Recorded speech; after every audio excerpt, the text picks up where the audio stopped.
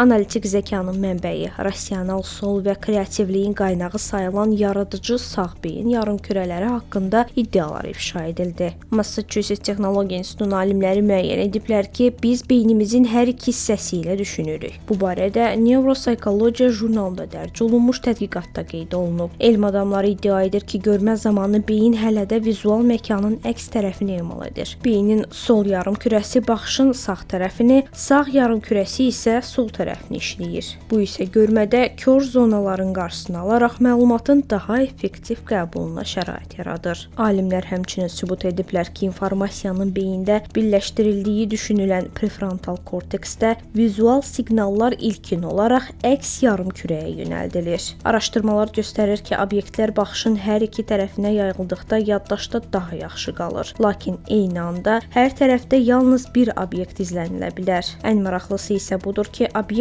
görmə sahəsinin bir tərəfindən digərinə keçdikdə beyin saniyənin içində məlumatı bir yarımkürədən digərinə ötürür. Bu proses mobil rabitə siqnalının bir stansiyasından digərinə keçməyinə bənzəyir və nəticədə ətraf mühiti fasiləsiz və tam şəkildə qavramağımıza imkan verir.